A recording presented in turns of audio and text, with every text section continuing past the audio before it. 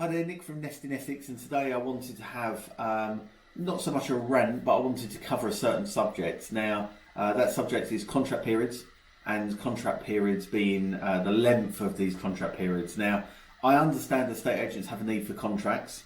They're there to protect the agent for their fee, as well as they should protect the consumer or the homeowner, so to speak.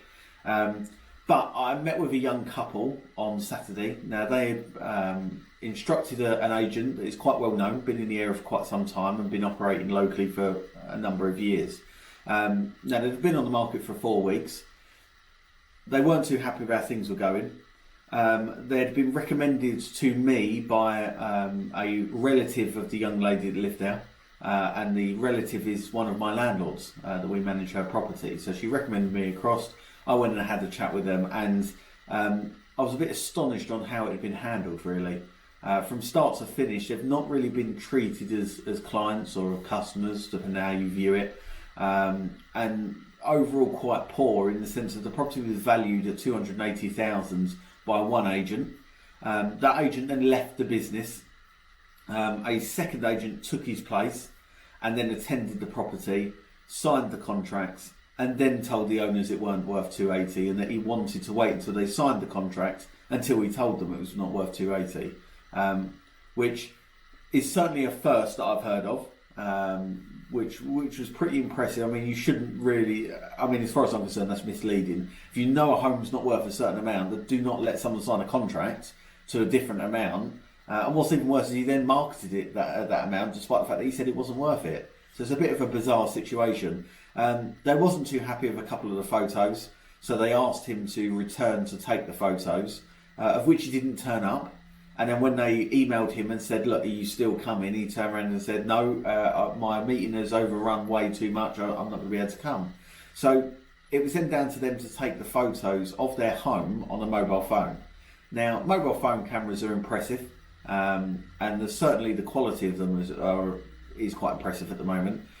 But they shouldn't be taking the marketing photos of their own property when they've appointed an agent to do so. And generally, the service has been pretty poor. So when I sat down and went through them, their property wasn't worth 280. That was quite clear. I don't see where the agent got 280 from. I corrected them on what I felt it was worth, using an abundance of information, an abundance of evidence that kind of proved what the property was worth. And the owners agreed with me, totally agreed with everything that I'd said. But when it came to looking through their contract, they tied them in for 16 weeks. But what was even worse, I mean, 16 weeks I think is ridiculous anyway. I mean, why an agent needs to be guaranteed business for 4 months, I think is ridiculous. But to top it off, they very carefully worded their contract to say that there was a 2-week notice period that needed to be given at the end of this contract. And this notice period could not be given until the last day of the contract. So in fact, it's an 18-week contract. Now, why does an agent need 4.5 months to lock a client into a contract that they can't go anywhere? I just think that is a bizarre way of acting.